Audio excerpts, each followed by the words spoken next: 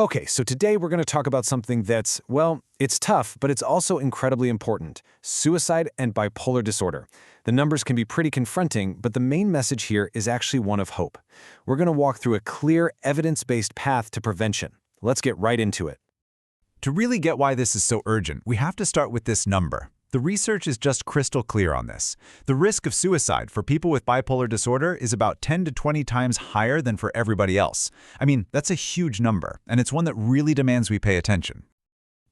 And this is the single most important thing I want you to take away today: suicide is preventable. That staggering number is not a destiny. This explainer is all about showing how we can get ahead of the risk and build a real system of prevention, using strategies that we know actually work.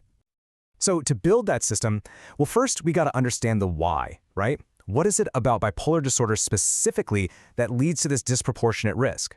Understanding that psychological journey is really the first step to being able to interrupt it. So, there's this really useful framework for understanding this, called the Integrated Motivational-Volitional Model, or IMV model for short. It basically maps out a psychological path showing that suicidal thinking doesn't just pop up out of the blue.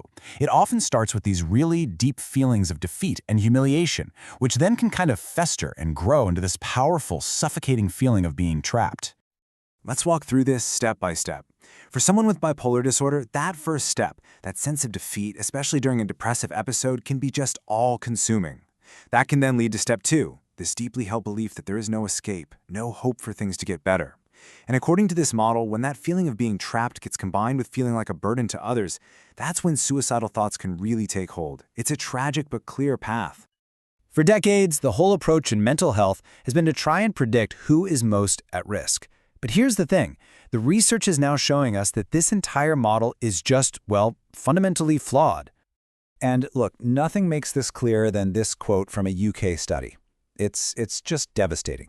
Researchers found that for most people with bipolar disorder who had died by suicide, in their very last appointment with a mental health professional, they were labeled as low risk. That tells us in no uncertain terms that our ability to predict this is dangerously, dangerously bad. This reality forces a huge shift in our strategy.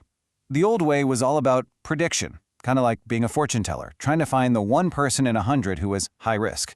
And we know now that just doesn't work well. So the new approach is a total game changer. It shifts from prediction to prevention.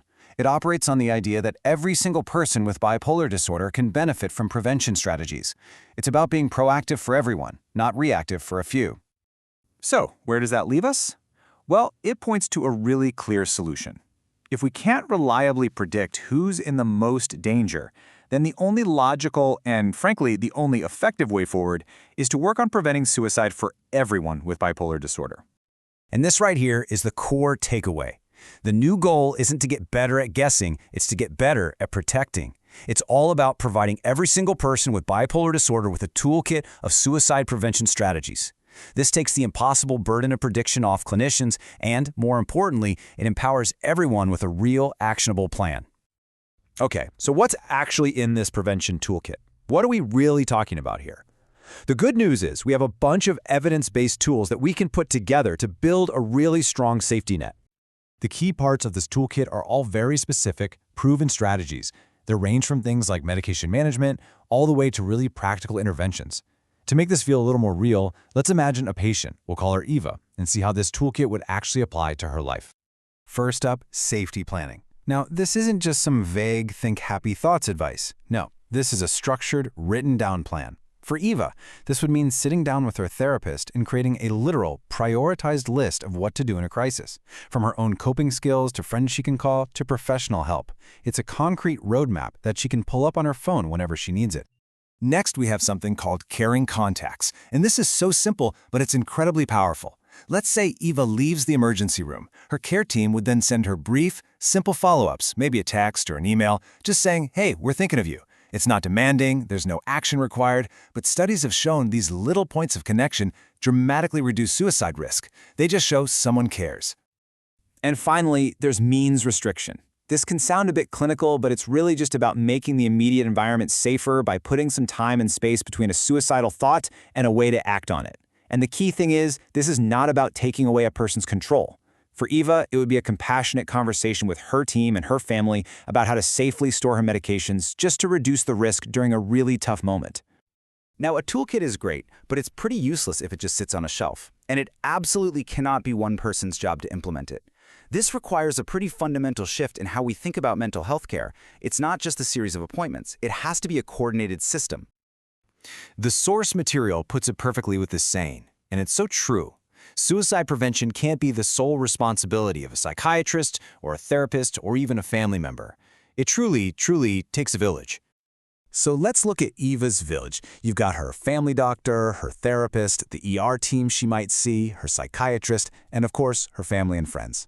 The real danger here is what's called the bystander effect, where all these different people are involved, but each one might assume someone else is taking the lead on her safety. Real prevention happens when these walls come down. And that's really the bottom line. Every single person in that village has a part to play.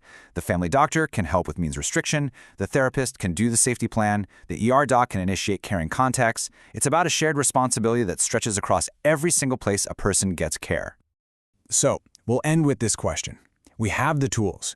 We know it takes a team. The big challenge now is a systemic one.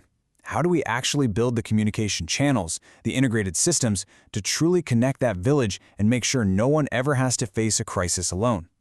Getting that right, well, that's the future of effective, compassionate care. Thanks for exploring this important topic with me.